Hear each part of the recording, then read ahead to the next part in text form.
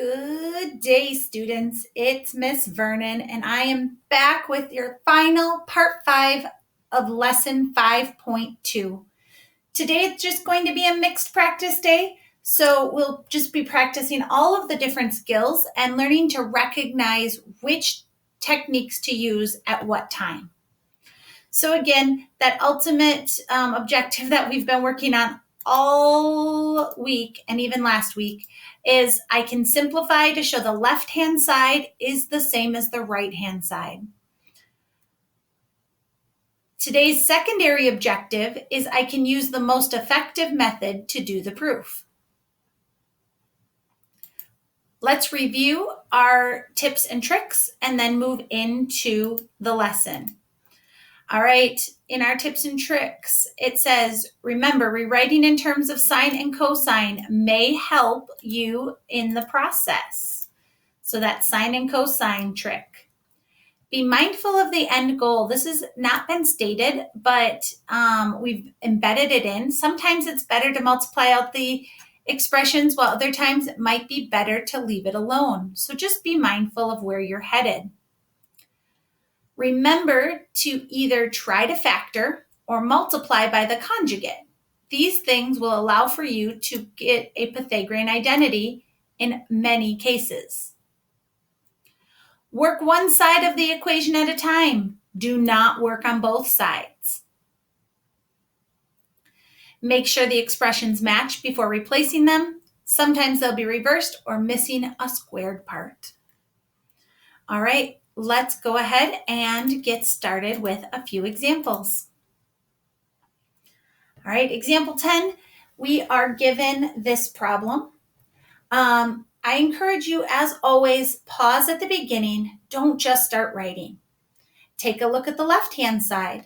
Take a look at the right-hand side and determine which side do you think is more challenging. I would definitely agree the left-hand side is where we want to start. And the reason we want to start here is because it is far more challenging than the simple term tangent of x. So as we look at the left-hand side, I notice that there's nothing squared, and I could potentially multiply by a conjugate, but it doesn't seem like that would do a lot of simplifying. This particular problem is going to require us to use a decomposing of the fraction.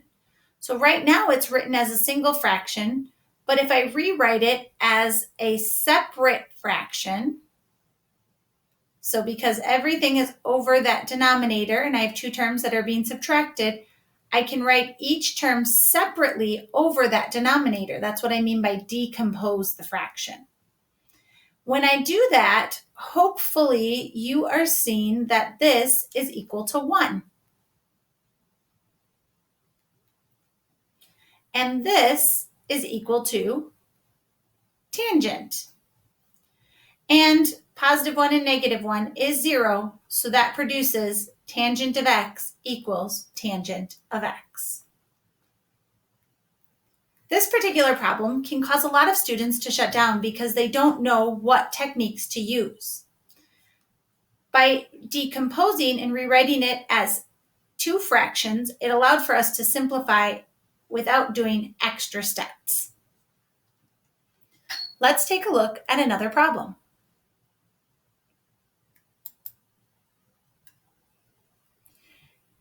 In example 11, we want to use our identities to prove the following.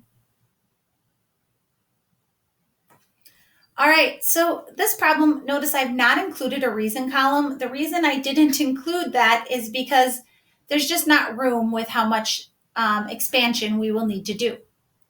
Now, there are two ways to approach this problem. If you work on the left-hand side, you will need to do a lot of expanding, because the right-hand side is very expanded out. If you work on the right-hand side, you are going to need to do some factoring. So as you think about your skill set and what you're most strong with, you want to work the side that's going to help you achieve that. The whole time being mindful of where you want to end up. For most students, we are going to find that working the left-hand side is actually easier than working the right-hand side. So let's start here because we're pretty good at foiling and expanding. So the first thing I notice is that these all have a sign squared in them. So I'm not going to touch that sign squared. I'm going to leave the sign squared put. But I notice that I need a cosine by itself. So I'm going to rewrite cosine to the fifth as cosine to the fourth times cosine. Well, I've now achieved getting a cosine of x all by itself.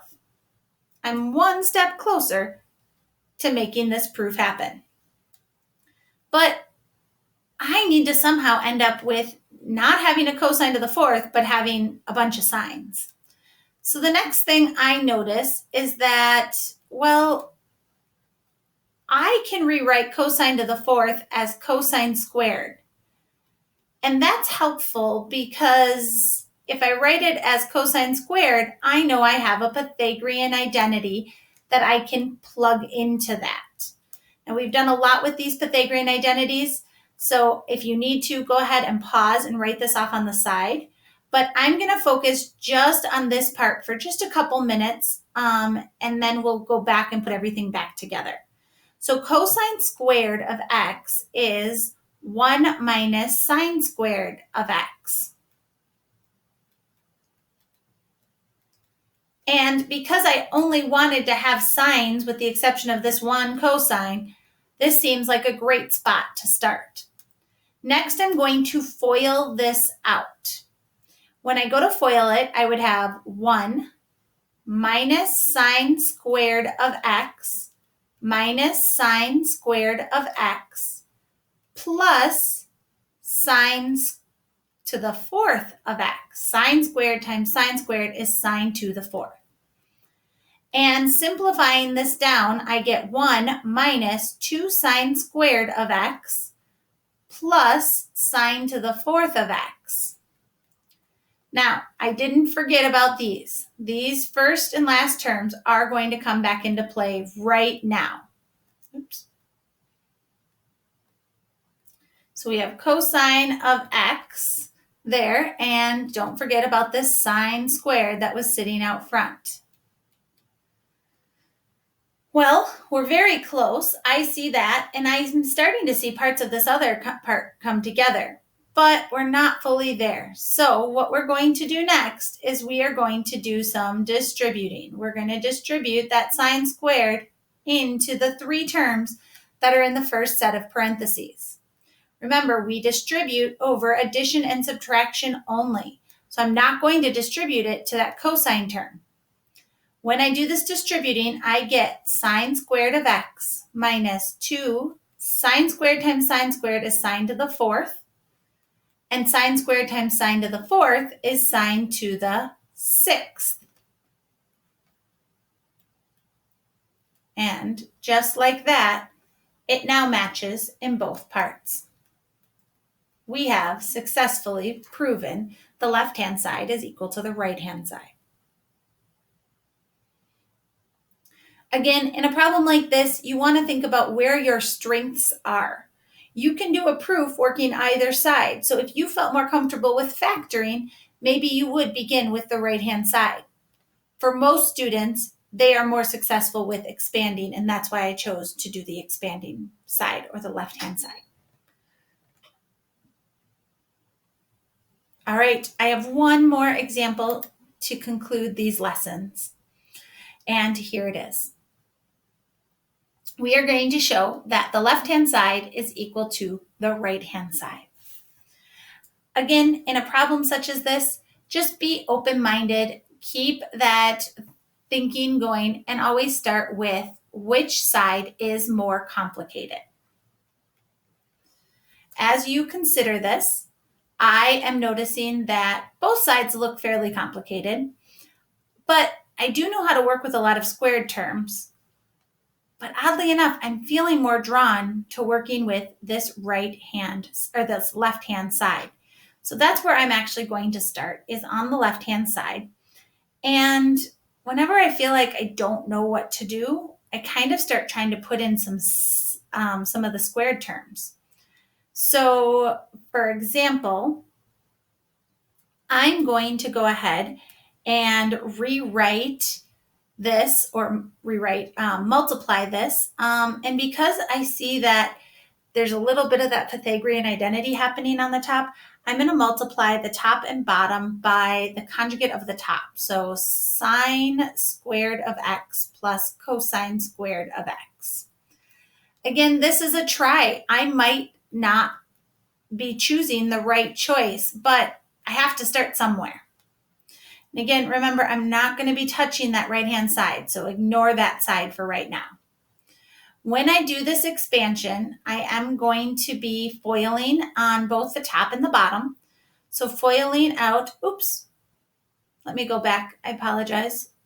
Let's not square these. I just meant to write sine of x and cosine x.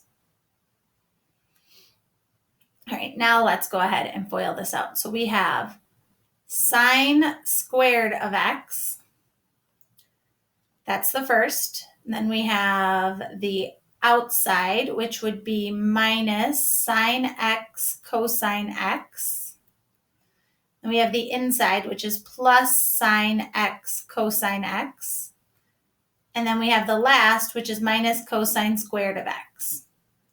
All right, so that's going to get rid of those middle terms, leaving me with some squared terms. That works. Let's go ahead on the bottom and go ahead and FOIL that out in the denominator. So we have sine squared of x. And then we have plus sine x cosine x. And we have plus sine x cosine x. And we have plus cosine squared of x. Now, I kind of knew I wanted to get that combination of sine x cosine x on the bottom, which is why I chose to multiply by the positive sine x plus cosine x instead of the negative. As I look at this and I start to combine my like terms, in the numerator, I have sine squared of x minus cosine squared of x. And in the denominator, I have sine squared of x plus 2 sine x cosine x plus cosine squared of x. All right. I see the bottom. So as I'm looking at the denominator, I see that sine squared of x and cosine squared of x is equal to 1. So the entire denominator, it becomes 1 plus 2 sine x cosine x. We've successfully made the denominator check out. We need to figure out how to make the numerator become the same now as well. So as I look at this, I notice that I really don't want this cosine squared. All I want is a sine squared. So let's replace cosine squared with what we know about it. We know that cosine squared is equal to 1 minus sine squared. And again, we see that negative sign needing to be distributed in, which gives us sine squared of x minus 1 plus sine squared of x. Or, if you want to combine your like terms, 2 sine squared of x minus 1. Now, our numerator is also checking out. So, we have now successfully shown that the left-hand side is equal to the right-hand side. And we have finished the proof. This is probably the most complicated of proofs I've done with you so far. Know that there are a large variety of proofs.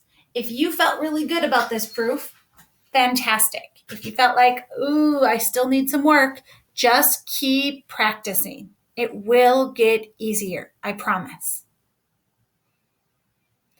Have a great day. Check in if you have any questions.